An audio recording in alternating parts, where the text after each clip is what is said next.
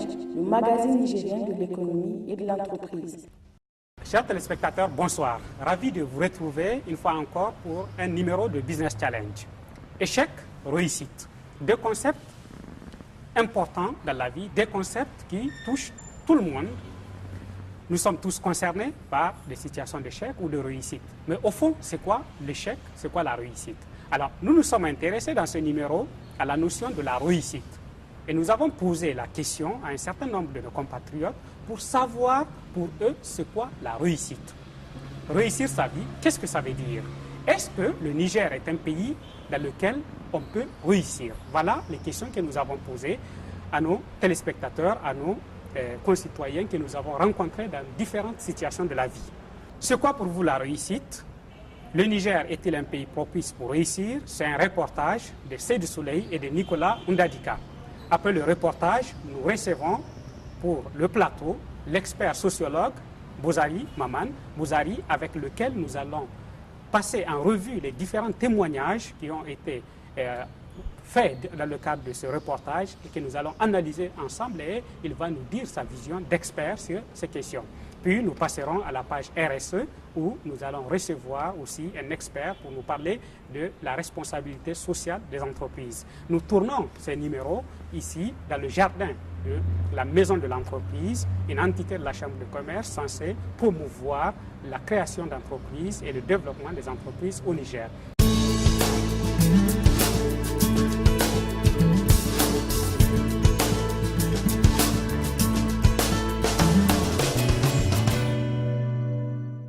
Quand on dit une personne a réussi dans sa vie là, c'est comme une personne qui a reçu son bonheur.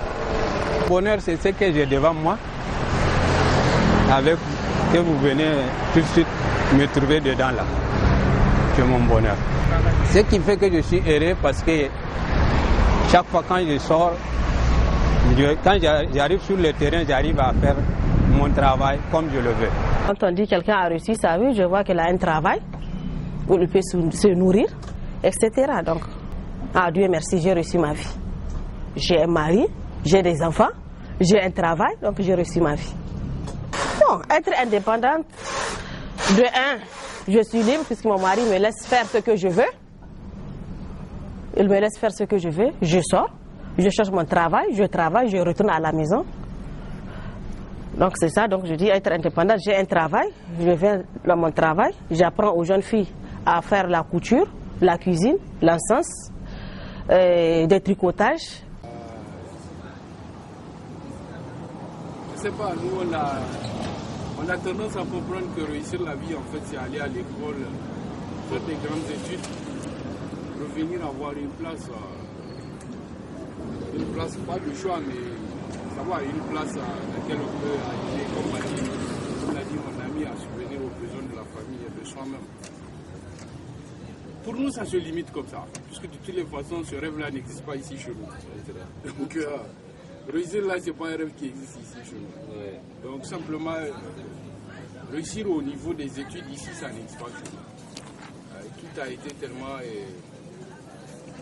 bâclé de façon qu'on ne comprend même pas, qu'on ne peut même pas parler de réussite, quoi. En fait, maintenant, on parle de survie. Quelles que soient les études que tu fais, je ne sais pas, de la CI jusqu'en terminale ou à l'université, quels que soient les diplômes que tu t'acquiers, de toutes les façons, ça se limite. Ça ne sera jamais dégagé en termes de réussite. Ça sera toujours un truc qui sera focalisé sur subvenir aux besoins de toi-même et de ta famille.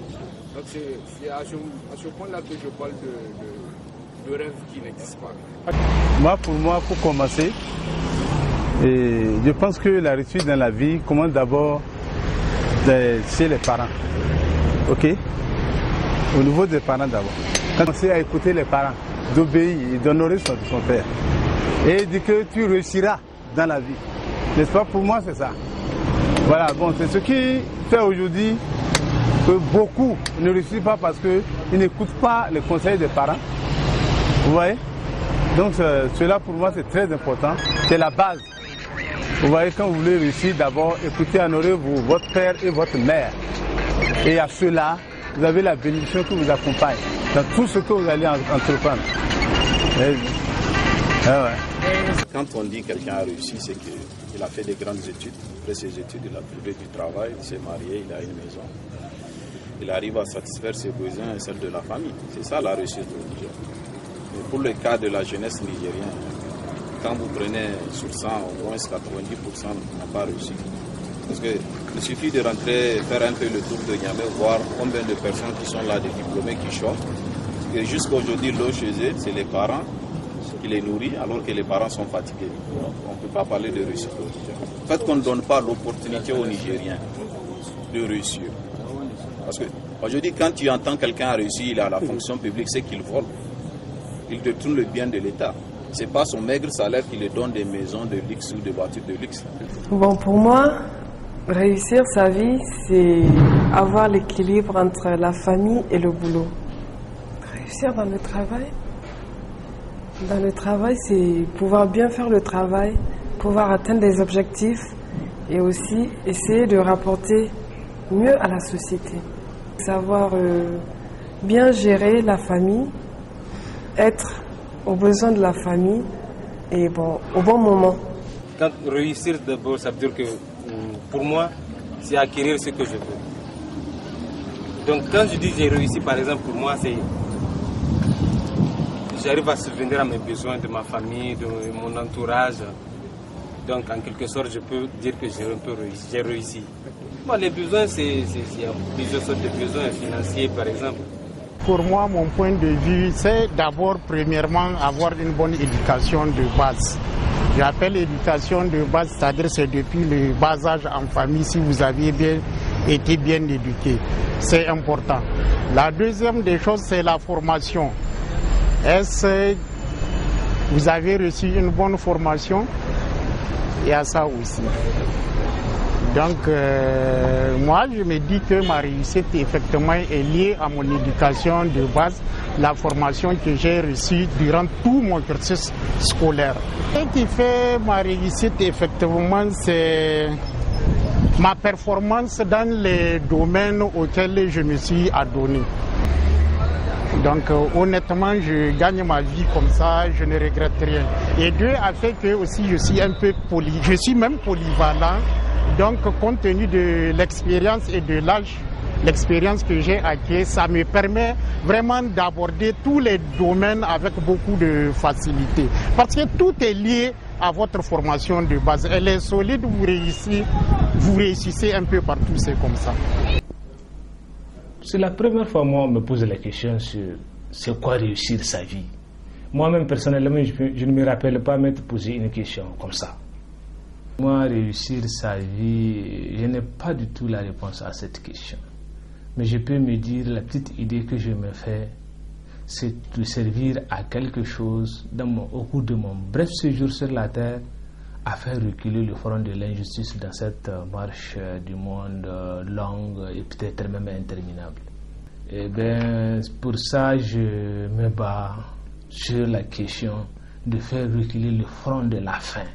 Parce que c'est pas normal que dans ce monde qui a autant de potentialités, qu'il y ait autant de millions de personnes qui souffrent de la faim, c'est quand même un minimum vital.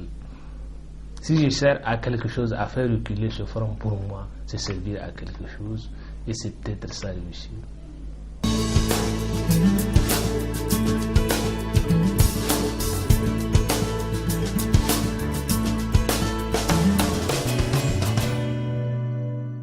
Amis téléspectateurs, ravi de vous retrouver pour cette phase du plateau de Business Challenge sur le thème de la réussite. Je suis ravi d'être en compagnie ce soir de M. Bouzari. Bouzari qui est un expert sociologue, un expert national. Il est notamment sociologue au cabinet, au Centre national d'expertise en sciences sociales. Bouzari, bonsoir. Bonsoir.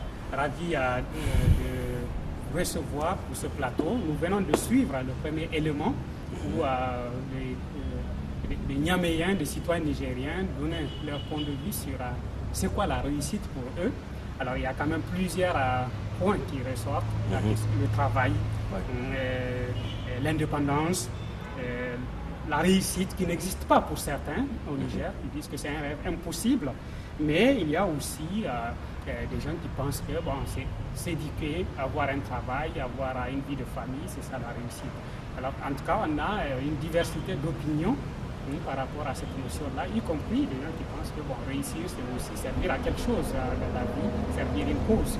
Alors, pour vous, en tant qu'analyste, en tant que sociologue, qu'est-ce que cela vous évoque? Quelle est l'analyse que vous pouvez porter sur ces différentes opinions? Bon, sans vraiment ramer à contre-courant, par rapport à ce que les collègues ont dit, effectivement, la réussite, elle est relative.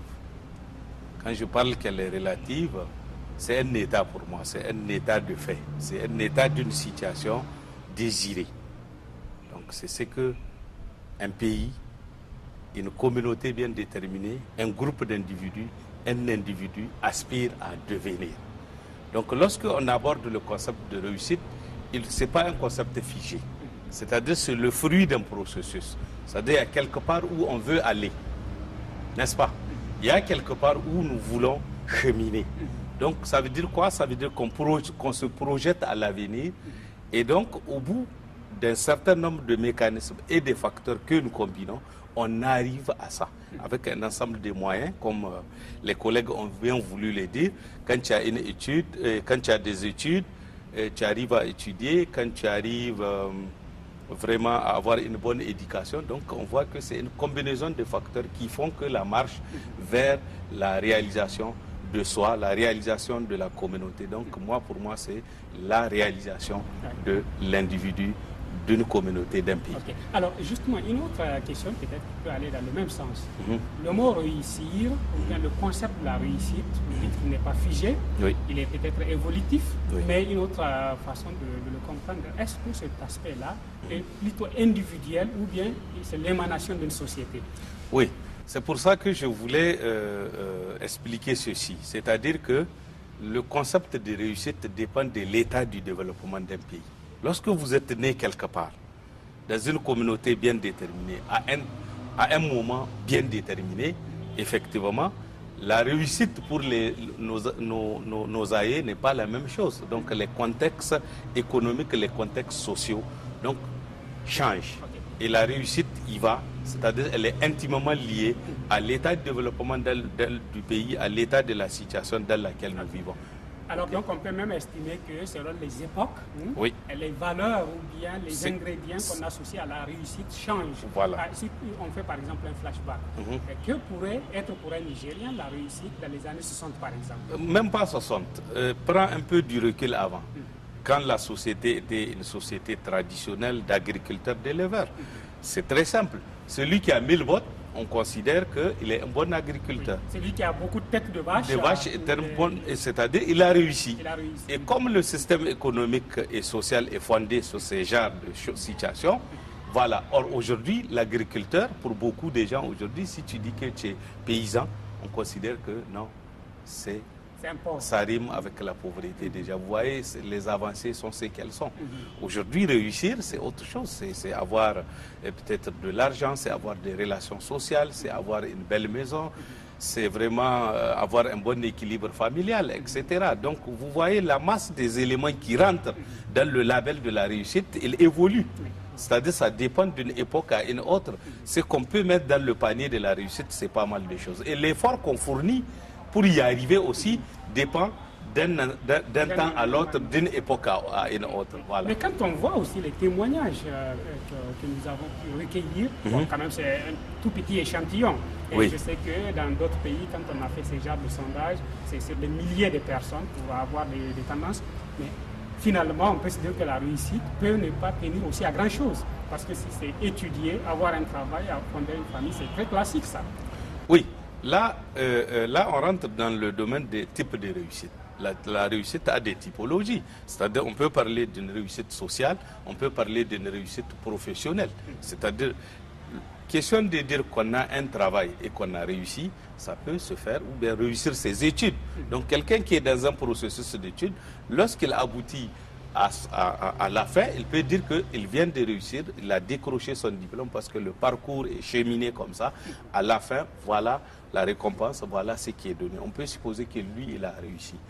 Et lorsque quelqu'un, du point de vue professionnel, s'engage dans une profession et qu'il se bat et qu'il a pu quand même avoir toutes les aptitudes de gravir tous les échelons, on peut supposer qu'il a réussi. Mais je voulais vous dire ceci, c'est qu'il y a deux formes de réussite. C'est-à-dire la réussite elle-même, elle est socialement codée. C'est-à-dire que le schéma sociétal, il place la barre pour des gens. Vous avez réussi dans tel domaine, voilà le référentiel. C'est celui qui est ceci, qu'on considère professionnellement, il a réussi. C'est lui qui fait tel progrès. Est-ce qu'on peut avoir un exemple de ce schéma? Oui, par exemple, aujourd'hui, quand on regarde du point de vue peut-être pas de la fonction publique, bâtir une entreprise qui prospère, on peut penser que c'est une réussite parce que la personne a fait aboutir une initiative. Ça, c'est un. Du point de vue maintenant, travail là qu'on fait pour être payé, on peut penser que si on gravit les échelons, celui qui devient un chef ou un patron, voilà un patron qui finalement qui sert, aujourd'hui on le sert, on peut penser que vraiment il a réussi professionnellement, etc. C'est-à-dire c'est tant des éléments qui peuvent permettre, donc c'est du point de vue, la réussite sociale, c'est celui peut-être qui a réussi un bon mariage, qui a su garder son capital social, qui a su garder son capital culturel. Parce que la réussite, donc il faut l'avoir, il y a la réussite économique, il y a la réussite sociale, il y a la réussite individuelle. Parce que les individus eux-mêmes, ils ont leurs propres rêves, ils ont leurs propres aspirations. Qui peut ne pas être forcément le rêve admis par la société. Par la société, qui peut être carrément vraiment à déphasage avec, comme il peut rentrer dans un truc collectif. Et c'est tout là le challenge de la lutte. Parce que lorsqu'on a une idée géniale, donc il faut vraiment un parcours de combattant pour imposer, parce que quelque part, il n'y a pas des individus, il n'y a pas des référentiels, les individus, il n'y a pas de sphères à cela, donc on peut passer. Je vis dans le reportage, un de nos amis qui se disait, c'est la première fois qu'on me pose la question de la réussite. Moi-même, je ne me suis jamais posé cette question.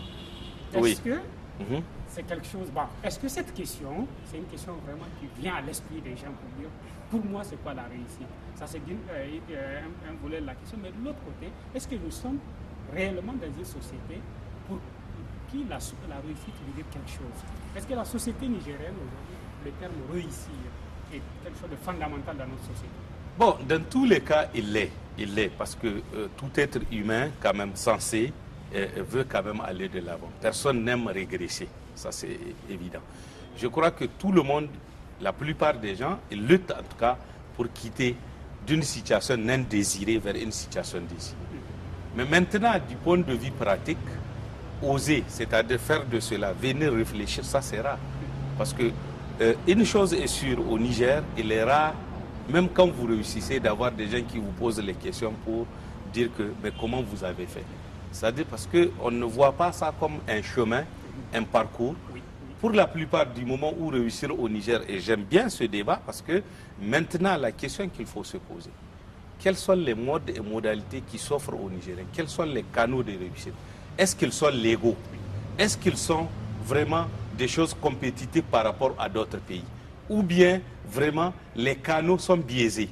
Alors, si on se fie à notre reportage, dans certains cas, on pourrait se dire que les canaux sont biaisés, parce que je me rappelle encore de ce jeune homme qu'on a vu dans le reportage qui dit que le rêve de réussir n'existe pas au Niger et que je ne réussirais que lorsque mon frère serait ministre, par exemple. Oui, mais là, c'est la question des règles de jeu dans une société. C'est-à-dire dans une société bien déterminée, en fonction des opportunités, en fonction des lois et règlements, en fonction des normes aussi sociales. Donc, si tout cet équilibre est là, chaque société, vous allez voir, ça correspond à des modes et modalités bien précises de réussir. Donc, dans notre pays où, qu'est-ce qui fait ce qu'il dit? Dans notre pays où l'entreprise, c'est-à-dire le secteur privé, devrait prospérer pour créer vraiment des opportunités d'emploi, parce que l'homme du 21e siècle, l'entrepreneuriat, la réussite professionnelle sont quand même très fondamentales, parce que travailler, se faire payer fait partie aujourd'hui du chemin de la réussite. Dans ce cas, si le système ne sécrète pas la demande du travail pour que les gens puissent s'incruster en fonction de leur demande, qu'est-ce qui va se passer? On tombe sur des relations, parce que c'est sélectif. Donc le chemin qui conduit à la réussite, c'est-à-dire que on a de plus en plus au Niger une situation qui est là. Beaucoup de gens sont dans la sphère de la réussite. C'est très facile d'être dans la sphère. Étudier, avoir un bon diplôme, là tu es dans la sphère. C'est-à-dire tu vérifies, c'est comme si tu as ta carte d'accès. Oui. Je suppose que la réussite est une maison quelque part et que j'ai la carte d'accès. Maintenant, c'est que quelles sont les modalités pour que le mot de passe, les modalités qui vont me permettre qu'on m'ouvre cette porte. Là est la question la plus fondamentale. Donc c'est à ce moment que les relations se jouent. À l'absence des secteurs privés qui sont compétitifs et autres, bien sûr, à l'absence d'une économie qui sécrète vraiment les opportunités, il va de soi que le traditionnel, le naturel, donc c'est des relations qui vont régler la question. Donc c'est dans ce genre de conditions que ce monsieur-là essaie de dire que non, pour réussir au Niger, il faut connaître quelqu'un. Cela veut dire que le système, les canaux sont ritualisés. Oui. Alors le système, en fait, il se posait, bon, il y a une formule quand même que j'aime bien. Quelqu'un me disait un jour, le Niger, notre problème, c'est qu'on a beaucoup de liens sociaux et très peu de liens légaux. Bon, ça veut dire ce que ça veut dire. Aujourd'hui, beaucoup de choses se règlent par des rapports sociaux, ce qui fait que peut-être forcément les gens ne sont pas obligés de déployer tout leur talent pour réussir eux-mêmes. Ils passent par des raccourcis sociaux, alors que bon, légalement, ils peuvent déployer leur talent pour arriver à la même chose. Mais maintenant, pour revenir toujours à la dynamique sociale et au concept de la réussite, il y a quand même des sociétés dans lesquelles on voit très clairement, on célèbre beaucoup les succès. C'est-à-dire que la société sécrète des modèles de réussite et brandissent aussi des modèles de succès.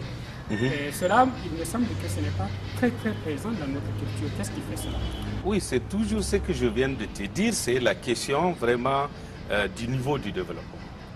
Parce qu'aujourd'hui, qu'est-ce qui sécrète la réussite professionnelle? C'est la fonction publique. Là, c'est un seul homme ou bien un groupe d'hommes qui va nommer. C'est-à-dire, même si tu connais les modalités par lesquelles on va te machiner, il y a les grades, il y a la nomination. Et tu sais ce qu'il y a dedans. Il y a beaucoup de considérations d'ordre politique et autres. Donc, en ce moment, tu vois, c'est toujours les relations-là qui vont jouer le jeu.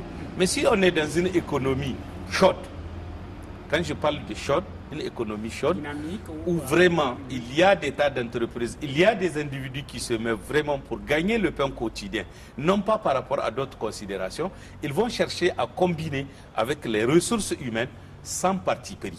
C'est-à-dire qu'ils vont privilégier le professionnalisme et autres, qui que tu sois, tu peux être le fils du dernier paysan, l'essentiel c'est les résultats. C'est une gestion axée vers les résultats. Ils s'en foutent de ton origine, de ceci, de cela, que tu sois leurs parents. Et là, on n'a pas de réussite accidentelle, il faut quand même le préciser. Justement, en ce moment, ça veut dire que la réussite encore se complexifie parce que ce sont les valeurs, la compétition des valeurs professionnelles qui vont permettre vraiment de mettre sur le marché pour pouvoir réussir. Alors, Bozari, je reviens sur un préjugé national, parce que quand je faisais ce reportage, je m'attendais à un certain nombre de réponses que malheureusement les gens ne les ont pas données comme ça, mais ils les ont dit peut-être à demi-mot. Très souvent, on a l'impression que pour la jeune génération des Nigériens, notamment, la réussite rime avec le bien facile.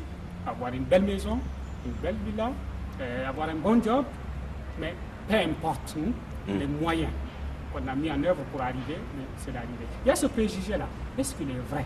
Est-ce que ce préjugé aujourd'hui est vraiment quelque chose qui est considéré comme valeur de réussite? Non, effectivement, ça rentre parce que quand nous regardons bien, c'est-à-dire il y a quand même des compartiments. C'est-à-dire c'est des sphères, comme je le dis. Il y a des sphères où, pour réussir, effectivement, il faut ce coup de pouce, comme on le dit. Il faut connaître quelqu'un. Mais maintenant, le débat que tu amènes, la réussite, c'est pour ça qu'elle est éphémère. Quand tu l'associes à avoir une belle voiture, à avoir ceci, cela, c'est-à-dire ça dépend de la société. Là, on rentre dans la consommation d'instruction. Parce que lorsque une société se reflète dans un certain nombre de normes ostentatoires qui permettent vraiment de comprendre qu'on a réussi, c'est-à-dire ce n'est pas des bijoux, ce n'est pas à travers des choses comme ça que quelqu'un a réussi. Donc là aussi, les normes, les indices qui permettent à quelqu'un d'identifier, ils peuvent avoir renfermé les stigmates du succès, c'est-à-dire de la réussite. Parce que on a des sociétés où la réussite des autres, elle est conditionnée par la réussite d'autres. Ouais. C'est-à-dire c'est à travers ça. Nourrissent les initiatives. Les initiatives nourrissent les initiatives, ainsi par effet multiplicateur, tout le monde trouve son compte. Mais lorsqu'elle arrive, ça, tu ne me parles pas de gens qui ont réussi, c'est juste des parvenus. Parce que le challenge de la réussite, c'est que lorsque tu rentres dans la sphère de la réussite, comment te maintenir? Parce qu'il y a des règles du jeu, il y a des comportements, il y a des conduites, il faut s'investir, il faut continuer à pousser la barre pour demeurer là. On peut aussi dégringoler lorsqu'on Justement, c'est toute la problématique de la mobilité sociale ascendante et de la mobilité sociale descendante. Donc, lorsque tu as une ascension sociale fulgurante, si ça se mesure par rapport à ta voiture, si ça se mesure, donc je crois que c'est le comportement des nouveaux riches, c'est-à-dire que c'est ça qu'on appelle le comportement ostentatoire, ils ne vont pas perdurer. Et c'est pourquoi, maintenant que tu parles de la réussite au Niger, on peut penser qu'elle est éphémère. Pour beaucoup de gens, en tout cas, je pense que cette réussite-là, elle est éphémère. Tout de suite, la combinaison des facteurs, avec ce que tu m'as expliqué, le fait que vraiment on met des choses ostentatoires dedans, donc ça veut dire qu'on n'est pas parti pour se maintenir dans l'environnement où on a réussi. Pour finir sur ce chapitre-là, parce qu'on va attaquer un autre chapitre justement dans le deuxième élément. Ok. Je voulais poser la question suivante. Est-ce qu'on peut enseigner la réussite? Bien sûr. Comment? Bien sûr. C'est-à-dire que la réussite, elle est conditionnée. Demande-moi d'abord quels sont les éléments essentiels pour une réussite. Okay. Et je crois que nos collègues, tout à l'heure, dans le commentaire, ils ont glané ces éléments. La première chose pour la réussite, c'est d'abord l'éducation. Lorsqu'on est bien éduqué, je pense qu'on met en nous un homme sensé. C'est-à-dire qui, en réalité, la valeur, la norme qu'on va lui mettre, c'est vraiment avoir le succès, respecter les autres, être utile pour les autres. Alors l'éducation, là encore, il faut quand même préciser que ce n'est pas seulement aller à l'école. Non. Ce n'est pas l'éducation scolaire. Parce que tout à l'heure, on parlait, mais il y a beaucoup de gens qui ont réussi. Ils n'ont pas été à l'école de la vie. Ils ont réussi leur commerce, ils ont réussi leur business. Et ils ont appris dans la vie. Et ils ont appris de la vie sur le chemin. Donc quand tu prends Katako, c'est l'université. Donc c'est l'université par terre. Comme on parle de médicaments par terre. Donc on commence par l'éducation. D'abord, ça c'est quelque chose qui est très important. Deux, c'est-à-dire qu'il faut ce capital culturel. C'est-à-dire que quand je parle de capital, c'est l'ensemble du savoir-faire. Tu peux l'apprendre à l'école, tu peux apprendre par apprentissage, c'est-à-dire très tôt, les gens s'investissent dans des domaines bien déterminés. Et avec le temps, ils vont cumuler une expérience de telle sorte qu'ils sont capables de la mettre en valeur. Ça peut les propulser vers une réussite quelconque. La seconde chose, c'est qu'il faut avoir un bon environnement autour de soi. L'environnement familial, l'environnement communautaire, l'environnement du pays lui-même. S'il n'incite pas à la créativité, s'il n'encourage pas, là, je crois que vous aurez moins de chances que là où c'est le contraire. Donc ça, c'est un aspect qui est assez important. Et la réussite, elle a une dimension individuelle. C'est-à-dire qu'il faut être audacieux. Je vous ai parlé que il faut avoir une certaine rage de gagner, comme on dit. Oui, d'abord, il faut projeter, il faut rêver. Les Anglais disent « no dream, no life ». C'est-à-dire celui qui ne rêve pas, ne vit pas. Alors, je vous interromps sur ce point, oui, pour qu'on finisse sur cet aspect-là. Est-ce qu'on rêve dans ce pays? Est-ce qu'on rêve au Niger? Bon, dans tous les cas, ce que la société est, c'est la somme des rêves individuels et collectifs. Ça, c'est un. Mais si nous regardons, qui doit faire rêver qui? C'est la première question d'abord. Parce que je pense que le politique, c'est lui qui doit faire rêver le peuple. Et derrière ce rêve-là, nous allons essayer, nos rêves individuels, nous allons essayer de les connecter. Oui. Alors, Bouzari, pour finir sur et l'ensemble canalise les énergies des uns et des autres. Dans le prochain élément, peut-être que si le politique va faire rêver les citoyens, il faut d'abord que le politique ait des rêves lui-même. Mais on finira par ça peut-être. Exactement, ça dépend. C'est-à-dire que quel est l'homme de demain qu'on veut? Si on veut promouvoir l'agriculture, quel est l'agriculteur de demain qu'on veut? Si on veut les technocrates des Nigériens, effectivement, il est donné à l'homme politique de pouvoir penser, voilà, en fonction lui de son programme et de comment il veut que le Niger devienne, voilà les types d'hommes qu'il veut, et on verra l'ingrédient qu'on mettra dans les formations, l'ingrédient qu'on mettra dans les renforcements de nos capacités, l'ingrédient, les réformes qu'on devrait amener dans certains secteurs pour que la situation soit ainsi.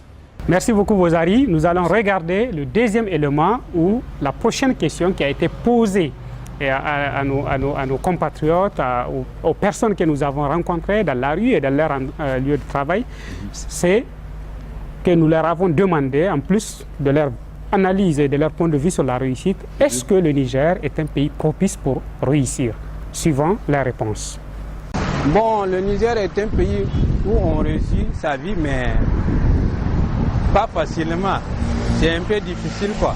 Mais, bon, c'est quelque chose qui est facile, mais c'est quand on connaît. Mais si tu ne connais pas, c'est difficile. Bon, les difficultés, tu sais, il y a des gens qui se laissent faire. C'est eux-mêmes qui font ça, quoi. Tu vois. Ça ne vient pas du pays, mais ça vient de la personne même, en personne. Parce qu'il y a des endroits qu'on ne doit pas négliger et que si tu négliges, c'est fini. Bon, la faiblesse, surtout la faiblesse. Il faut toujours éviter la faiblesse. Ah ouais. Alors que nous, ici, on se laisse faire. En tout cas, l'erreur que je vois, c'est la faiblesse là. Personne part s'asseoir. Tu sais, sur le terrain, tu ne dois même pas t'asseoir. Tu n'as même pas ce droit-là. Donc, tu n'as pas le droit à t'asseoir. Donc, si une personne s'assoit, c'est qu'il est faible. Donc, c'est ça. Tout simplement. On est trop habitué à ce gain facile là. Donc, c'est pourquoi on ne peut même pas parler de réussite. Mais on est optimiste. On pense que demain, ça va aller. Et alors que rien n'est dégagé pour demain. Le Nigérien, on se dit que ça va aller demain, ça va, il n'y a pas de problème. Je veux espérer d'ici un an que j'aurai un parent qui sera placé. Ça, je veux réussir. Quand mon frère il sera ministre, je veux réussir. Même si je ne parle pas à l'école. Le Niger est un pays où on peut réussir facilement sa vie. Puis si on arrive, on a étudié d'abord en première position, on a eu la chance d'aller à l'école. Après les études, on arrive à avoir un travail, c'est quand même bien. Au Niger, ce n'est pas facile de réussir la vie parce que il faut forcément un appui. Si vous n'avez pas un appui, ce n'est pas facile. L'appui, c'est d'avoir un bras qui vous aide. Et ça c'est pas facile. C'est presque impossible, pour ne pas dire que c'est impossible.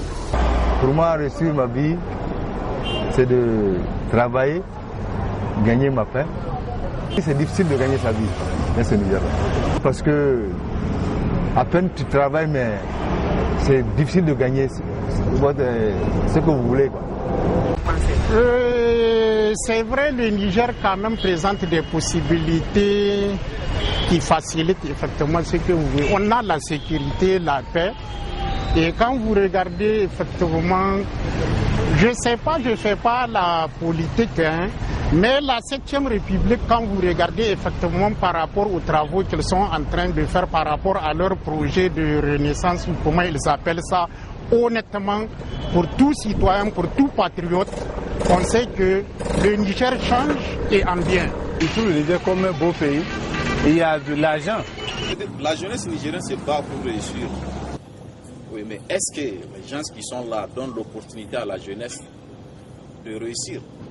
Parce qu'il suffit de voir que quelqu'un, il est parti à la retraite, encore on le rappelle pour de venir travailler. Est-ce que cette personne-là, c'est lui seul qui a la capacité intellectuelle ou le diplôme qu'il faut pour servir ce pays? Tout est là. La jeunesse nigérienne a la capacité intellectuelle parce que les diplômes que les gens ont ici, d'autres ont depuis longtemps. Et c'est avec ces diplômes-là qu'on veut gouverner. Tout pays où la jeunesse n'est pas active, on ne peut pas parler de réussite.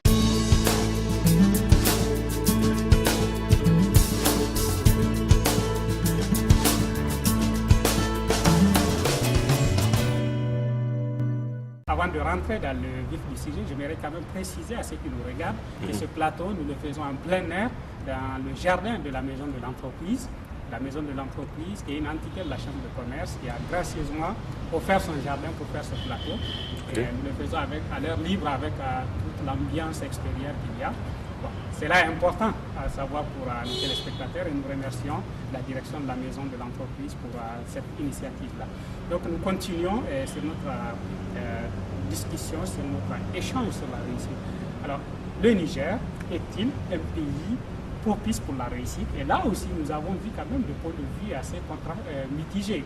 Il y a des gens qui pensent que oui, le Niger offre des possibilités. Il est possible, oui. Et qu'il est possible. Il y a d'autres qui pensent qu'il est absolument impossible, surtout lorsqu'on n'a pas un bras ou bien des appuis vous aider à réussir. Vous, en tant qu'analyste, en tant qu'expert, qu'est-ce que vous pensez de ces points de vue-là? Bon, peut-être que je vais un peu revenir sur la définition, l'approche des définitions de la réussite d'abord, avant d'aborder cette question, tout en disant que si nous trouvons un consensus là-dessus, que la réussite, c'est la réalisation de soi, hein, n'est-ce pas, la réalisation d'une communauté, la réalisation d'un pays, c'est-à-dire que le pays arrive à se réaliser. Donc si tel est le cas, on peut, et l'accomplissement de soi, et jusqu'à ce que nous puissions y contribuer pour les autres. Donc ça veut dire, est-ce que le Niger aujourd'hui, un individu donné, un groupe social bien déterminé, c'est comme si vous me posez la question, est-ce qu'il serait facile, est-ce que le cadre s'y prête pour qu'un individu, une communauté bien déterminée puisse se réaliser, s'accomplir et être utile même pour les autres? Dans ce cas, je te dirais que oui et non. Donc ça rejoint. C'est étonnant. Ça rejoint ce que les gens ont dit. Et comme on parle du cadre, il y a des créneaux. Il y a ce qu'on appelle les créneaux porteurs. Il y a des secteurs dans lesquels peut-être il est très facile, n'est-ce pas? Quand vous prenez l'école, c'est-à-dire que tout ce qui est l'école et autres là, c'est un pilier de la réussite professionnelle.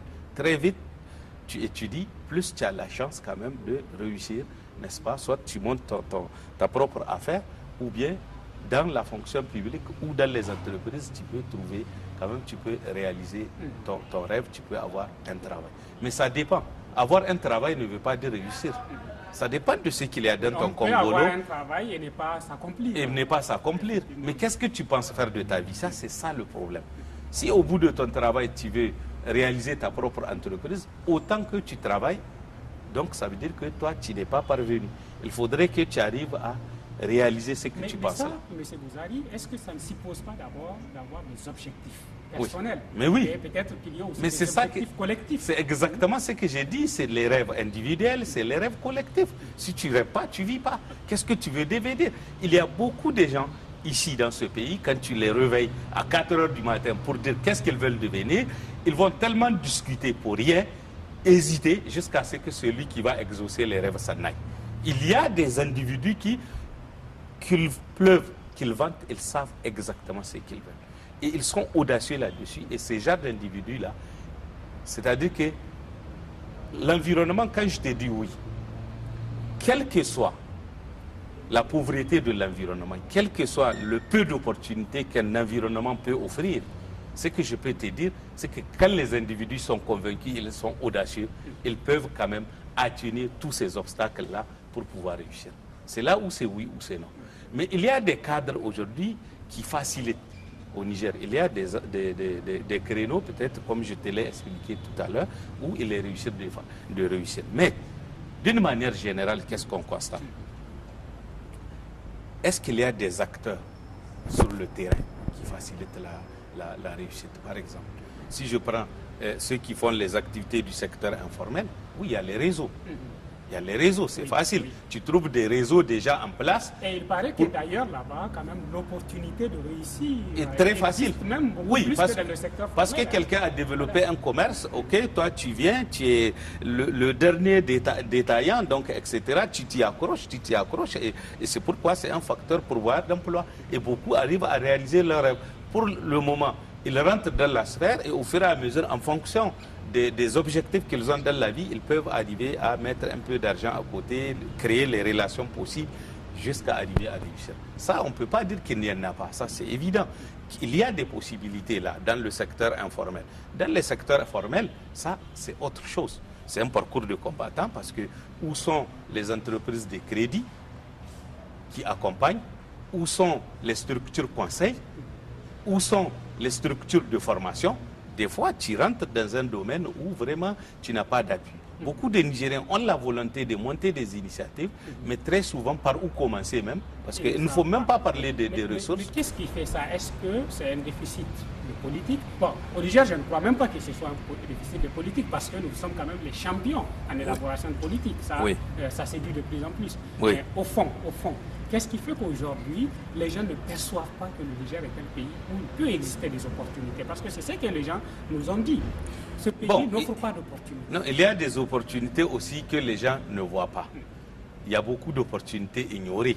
Ça aussi, il faut se le dire. Ça dépend des rêves des gens. Parce que pour la plupart des Nigériens qui disent aujourd'hui qu'il n'y a pas d'opportunité au Niger, c'est parce que eux, peut-être leur rêve, c'est d'avoir un travail. Or, être salarié. Créer du travail oui, aussi. alors qu'ils doivent créer du travail. Donc celui qui s'est dit qu'il n'y a pas de... Bien sûr, chaque société, elle a un ensemble de postes à pourvoir. Alors, Si je reviens sur la question que vous avez posée et que nous avons peut-être posée ensemble précédemment, sur la fabrication du rêve. Quand même, oui. Est-ce qu'aujourd'hui, il y a dans cet environnement politique, économique, social, des hommes ou des organisations ou des institutions capables de faire rêver les Nigériens? Oui, d'abord ça commence par la formation, du leadership. Ça c'est important. Dès dans l'école, normalement, on doit faire venir des gens qui ont réussi dans certains pays. Les grands hommes qui ont réussi, ils peuvent venir s'entretenir avec les enfants. Alors, beaucoup d'enfants rêvent. C'est-à-dire qu'ils viennent à côté. Nos riches se cachent. Voilà. Alors, nos réussites, ceux qui ont réussi professionnellement se cachent, etc. C'est-à-dire qu'ils n'essayent pas, il n'y a pas ce climat qu'on a créé pour qu'ils soient là, pour qu'ils nous parlent d'eux. Ailleurs, on fait des panels, même de l'enseignement. On parle des success stories. Merci, voilà. Mais Bozari, il y a quand même un point important. Et de manière générale, on l'a remarqué dans certaines sociétés, surtout dans nos sociétés africaines, souvent on a une certaine pudeur autour des questions de réussite. Oui. Ou bien on se cantonne aussi autour de la philosophie de vivre et revivre caché. Non, c'est parce qu'elle est rare. C'est-à-dire, vous savez, l'exception fait la règle. Ici, le problème, c'est que c'est la règle qui fait l'exception. C'est-à-dire, dans une société donnée, où le nombre de gens qui peuvent s'émouvoir ou réussir sont peu, il va de soi que c'est en vase clos, c'est-à-dire ça devient un rituel, ça devient... Mais lorsque c'est ça le standard, lorsque c'est général, lorsque si tu ne réussis pas, il y a des sociétés qui ne tolèrent même pas, dans le climat et autres, ils ne tolèrent même pas qu'on dise que tu n'as pas réussi. Tu ne vas même pas oser. Pourquoi? Parce que c'est de ça que dépend ta qualité de vie. En ce moment précis. Et c'est de ça que dépend ta valeur d'homme. Ta valeur d'homme, oui, que tu te valorises, c'est ta preuve. Ce n'est pas dire que non, tu es le fils d'un tel, ou bien tu es de telle caste, ou tu es de telle ethnie, ou tu es allié à telle personne. Non. Qu'est-ce que tu vaux? Juste pour donner un petit exemple, il y avait dans un pays un grand chef d'entreprise qui à un moment recrutait aussi des managers, des grands patrons pour gérer ses filiales. Il paraît qu'il leur posait très souvent une question toute simple. Raconte-moi l'histoire de ta vie. Oui. Alors, il veut des vies pleines d'histoire. Qu'est-ce que tu as fait toi? Justement, est-ce que nous, nos vies, par exemple ici, c'est quelque chose qui est commun dans notre société? Est-ce qu'on s'intéresse à l'histoire de la vie des individus? Non, ça c'est-à-dire que, comme je l'ai dit, c'est pas chaud. Lorsque c'est pas chaud, ça veut dire que bon, les pays sont ce qu'ils sont. Ça veut dire que ici, ce qui est sûr, c'est qu'il y a un décalage entre les opportunités et les aspirations des gens. Ça, c'est important de le comprendre. Ça veut dire que quand on prend la plupart des Nigériens, c'est-à-dire ils sont formés. Je parle de la sphère réussite professionnelle. C'est-à-dire les gens sont formés pour servir. Or, pour servir, mais le problème, il y a combien de postes à pourvoir? Ils sont peu. Donc il va falloir que les gens abandonnent ce type de rêve-là pour penser maintenant comment se mettre soi-même en valeur et créer ses propres initiatives. Mais là encore, c'est là l'importance du cadre. C'est en ce moment que le cadre, voyant qu'il n'a pas d'opportunité des autres aspects de réussite professionnelle, là où ils peuvent servir, donc déjà les filières de formation doivent être des filières de formation où on doit te former pour que tu voles de tes propres ailes. Deuxième chose, il faut que le cadre soit un peu créé pour que celui qui veut marcher de ses propres ailes puisse avoir l'information nécessaire, puisse avoir l'appui conseil nécessaire, puisse avoir les crédits nécessaires, puisse avoir les facilités nécessaires. Parce que dans certains pays, tu regardes bien, on t'écrit, c'est-à-dire que pour ouvrir une entreprise, l'an 1, on te fait vraiment comment on dit ça, un forme rose. C'est-à-dire tu vas, tu ouvres. L'année prochaine ou dans 2 ans, on s'entend. C'est-à-dire tu reviens, tu formalises. 3, tous les petits marchés de 200 000, 300, 400 000, 600 000, on le confie à ces genres de petites entreprises. Et tu vois, les grandes entreprises, les grandes entreprises, voilà. Ou bien on dit que non, pour ce marché-là, on va donner à 4-5 consortiums. Donc ça veut dire que c'est pour donner la chance. Tous ces arrangements. Les grandes entreprises qui favorisent le développement de petites entreprises. Voilà. Ça se passe, donc ça dépend du pays, ça dépend de la volonté, ça dépend de comment on va arranger ça. Revenons sur un aspect, parce que quand même, on est aussi dans un pays qui change. Je l'avais dit au début, les Nigériens des années 70 ou des... aujourd'hui, c'est pas la même chose. Pas la même chose. Je suis d'accord. Il y a aussi des initiatives qui naissent dans ce pays. Oui. Mais pour venir à l'exemple, parce que l'enseignement de l'exemple, vous m'avez dit qu'il est possible d'enseigner la réussite. Mais aujourd'hui... Oui. Si et de l'inciter. Voilà, et de l'inciter. Si on veut le faire réellement, quels seront nos modèles de réussite dans ce pays? Est-ce que vous voyez des modèles sur lesquels on peut s'appuyer pour vraiment vendre des réussites concrètes aux jeunes Nigériens, les faire rêver, par exemple? Oui, dans tous les cas, ce que je peux dire, aujourd'hui, on regarde, il y a des entreprises de transport, il y a des entreprises de téléphonie, il y a des autres entreprises qui, en réalité, sont des entreprises qui ont fait leurs preuves. Donc, on peut penser que lorsque, malgré toutes les règles du jeu qui sont souvent truffées, je conviens avec toi, mais ce qui est sûr, il y a des Nigériens aujourd'hui qui se sont taillés une place au soleil. Donc ça peut inspirer. Il y a des gens qui ont réussi dans la magouille.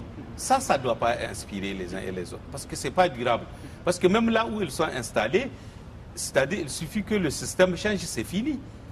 Tu comprends, ils sont balayés. Le problème aussi, c'est que, est-ce que quand on voit la gouvernance du pays, de manière générale, il est quand même difficile dans cet océan de pouvoir dissocier ceux qui ont légalement réussi et ceux qui ont réussi par des raccourcis. Souvent, c'est difficile quand même de faire le distinguo. Non, je suis tout à fait d'accord. Mais on remarque que ceux qui ont réussi avec les coups de pouce, généralement, ça ne dure pas. N'est-ce pas? C'est-à-dire que et généralement, la réussite s'arrête à quoi? Ça ne draine pas forcément la réussite des autres. C'est des réussites individuelles, isolées. C'est-à-dire parce que nous voulons, au Niger, si nous essayons de regarder, c'est que nous voulons des créneaux de réussite qui peuvent susciter d'autres réussites. C'est-à-dire, comme les économistes disent, ce n'est pas de la volonté du boulanger qu'on retrouve notre pain chaud le matin, c'est-à-dire, ce n'est pas de sa bienveillance, mais c'est de la recherche de son propre profit personnel. N'est-ce pas qu'on trouve notre pain chaud le matin?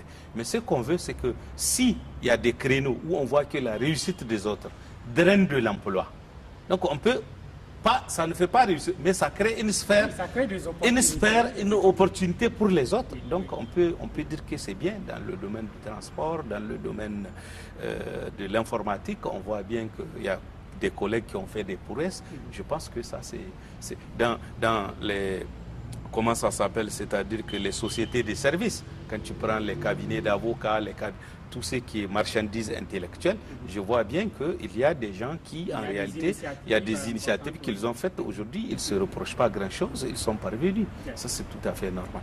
Alors, justement, comme leçon, que pourrons-nous tirer aujourd'hui comme leçon de la marche de notre société, notamment vis-à-vis de ces questions de réussite?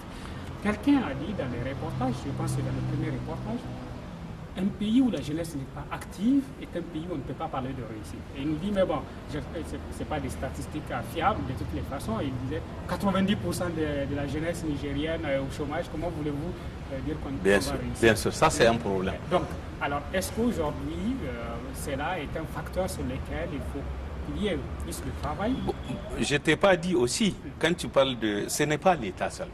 Oui. C'est-à-dire qu'il y a toujours les normes sociales.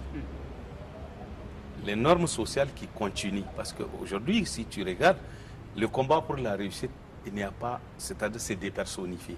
Tu as tendance d'entendre le Nigérien, il se met toujours en valeur, lui. Toi quoi? On parle de réussite. La réussite vaut mieux que toi. L'objectif que tu poursuis, c'est lui qui est devant. Mais lorsque tu parlementes avec un Nigérien, tu sens que chaque fois que vous faites le chemin, c'est lui, sa valeur intrinsèque qu'il met. Et ça fait que beaucoup de connexions sont déconnectées, beaucoup des arrangements sont défaits, beaucoup de succès sont finis par chemin. Pourquoi? Parce que les gens mettent en avant leurs propres sentiments personnels. Mais s'ils avaient objectivé tous ces jeunes que tu vois, je ne dis pas que l'État n'a pas le devoir, mais souvent, il y a du chômage désiré. N'est-ce pas? Les gens pourront commencer à faire des petites choses par escalier avant d'atteindre. Parce que pour être au sommet, qu'est-ce qu'il faut? Il faut commencer par l'escalier. Justement, peut-être qu'on peut trouver dans les réponses des gens certaines explications à leur propre situation. C'est comme quand je vois dans le reportage quelqu'un qui dit « Si mon frère devient ministre, je peux réussir ». Oui, ça peut être une barrière qu'on s'est fixée déjà. Hein, c'est-à-dire que oui, voilà. Tu vois un peu. C'est-à-dire si je n'ai pas quelqu'un... D'abord, c'est le scepticisme. Il ne croit pas en eux. Parce que ça, c'est les aspects moraux et ces débats-là peuvent permettre aux gens. Parce que quand tu prends dans un pays voisin, que je ne dis pas les noms, mais pendant les vacances, tous ceux que tu connais contractuels, tu les retrouves au marché en train de vendre de la friperie pour se faire un peu d'argent, pour se payer une école d'instituteurs. Ils étaient instituteurs adjoints. Non, le Nigérien, il ne pourra pas le faire parce qu'il s'est dit que non, quelque part, si jamais on le voit en train de vendre de la périphérie, ça va venir. Ça va venir. Hein. C'est pas maintenant. Parce que la fierté, quelle fierté on a lorsque nous sommes là où nous sommes. Donc la vraie fierté, lorsqu'on ne se réalise pas, quelle est la fierté? Donc pour moi, par exemple, des choses comme ça, ça dit que les gens commencent. Quel est l'effort? Avant que le cadre ne te donne, parce que j'ai compris que les autres pays, il y a les efforts individuels. Avant que le cadre ne s'y prête, il y a des petits efforts que les individus font. Et finalement, le cadre, il ne fait que vanter et du coup, la réussite est là. Et nous, on a comme l'impression quand même que nous sommes un pays qui attend beaucoup du cadre. Oui, on ne fait rien pour améliorer le cadre, mais on attend beaucoup du cadre. Mais oui, parce que regarde l'exode. Aujourd'hui, on a des parents exodins qui partent, qui se font de fortune. Mais rare, tu ne peux pas trouver, rarement, un étudiant nigérien qui a une maîtrise, qui fait l'exode intellectuel, qui va à Dakar ou au Bénin, etc., pour faire des cours de maison. Non, des cours de maison pour continuer son 3e cycle. Pas de bourse, c'est volontariat. Mais comment tu veux que ça aille? Le cadre ne peut pas offrir à tout le monde. En tout cas, c'est un débat qui sera difficile à épuiser dans une seule émission. Vous comprenez un peu? Non, ça veut dire qu'il faut aussi insister et essayer de faire de la communication pour un changement de comportement, pour que de mentalité, pour que les Nigériens ordinaires, c'est-à-dire oui, le cadre est une bonne chose, mais nous-mêmes, qu'est-ce que nous faisons nous-mêmes pour mériter cette réussite dont nous aspirons, pour contribuer à améliorer les cadres. Donc, tu ne peux pas rester à ta place, et dire que tu veux danser. Bozary, merci beaucoup. C'est toujours un plaisir d'échanger avec vous. Merci. Chers téléspectateurs, ravis de nous avoir suivis pour ce numéro sur la réussite. Bien évidemment, c'est une question très vaste qu'on ne peut pas épuiser. On a pris quelques bouts, quelques morceaux, mais retenons quand même que la réussite commence par d'abord avoir des rêves individuels et collectifs, avoir des objectifs et agir aussi pour le réaliser. Et quand vous réussissez en tant qu'individu, sachez que votre réussite a encore du chemin parce que la réussite et surtout être audacieux. Voilà. Surtout être audacieux. Alors, être audacieux, réussir pour soi, mais réussir aussi pour les autres, réussir pour la société. Oui. Et sur ce, je vous donne rendez-vous directement dans notre page RSE pour continuer la discussion maintenant sur les valeurs sociales et sociétales des entreprises.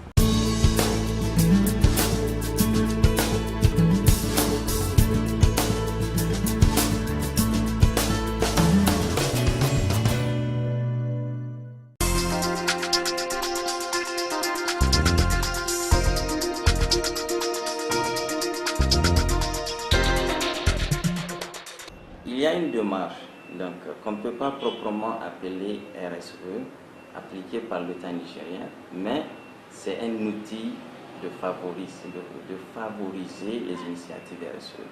Actuellement, vous voyez bien beaucoup d'entreprises qui soutiennent le foot, qui soutiennent le basket, mais toutes ces actions de soutien, elles sont évaluées et elles sont soumises aux autorités fiscales pour bénéficier d'un soulagement que, comme quoi, ils ont rendu service au Niger. Ils n'ont pas rendu service au Niger. Ils profitent d'une communauté, ils ont fait un retour à cette communauté. Il faut que ça soit clair. Donc, dans un partenariat d'une entreprise avec un pays, donc, il est clair que si ce sont des grosses entreprises, il y a dès au départ des clauses de collaboration dans lesquelles cette entreprise gagne, l'État y gagne. Dans certaines situations, l'entreprise aussi verse un quota, donc un pourcentage, pour que le gouvernement ou l'État puisse engager des actions d'amélioration des vies des communautés. Alors, dans ce type d'approche, c'est effectivement une vision RSE. Mais ce qu'on ne sait pas, c'est que est-ce que l'État arrive à la faire? Si l'État arrive à faire ces initiatives, la comptabilisation ne se fait pas comme RSE de cette entreprise, mais le plus souvent c'est comptabilisé comme effort de ce gouvernement au profit de la communauté. Alors, les entreprises se voient de plus en plus d'engager eux-mêmes leur propre RSE.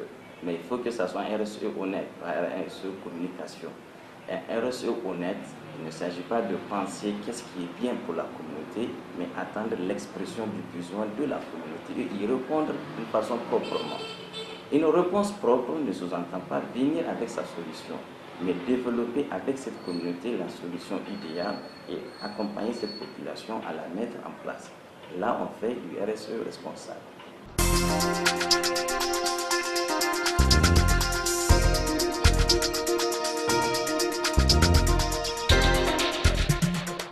Nous devons comprendre que la RSE est un engagement, jusque-là au Niger, est un engagement volontaire. Donc il n'est pas une exigence, et il n'est pas jusque-là suivi et on ne contraint pas les entreprises à le faire.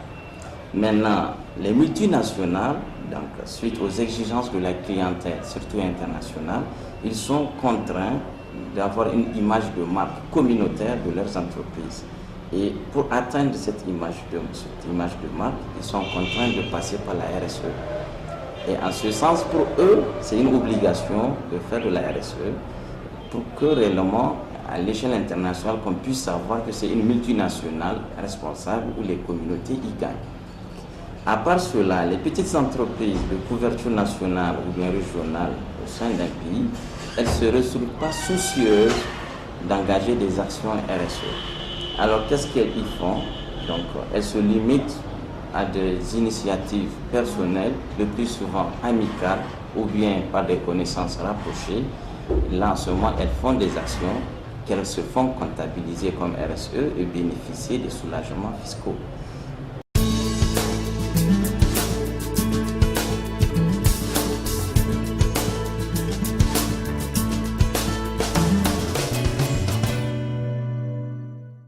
Amis téléspectateurs, j'espère que vous avez bien apprécié cet échange, ce débat avec Bouzari et surtout aussi les opinions de nos concitoyens qui se sont exprimés dans ce reportage, dans les deux éléments de reportage que vous avez vus. Et surtout retenez que la réussite, c'est ce qui fait avancer un pays, c'est aussi ce qui fait avancer des entreprises, c'est ce qui fait avancer des individus. Et pour réussir, il faut des objectifs, il faut des rêves, il faut des ambitions individuelles, mais aussi des ambitions collectives. Faites en sorte que vous réussissez et que votre réussite soit aussi la réussite des autres. J'espère que le message est bien passé. Je vous donne rendez-vous dans le prochain numéro de Business Challenge, toujours sur les questions économiques. Bonsoir.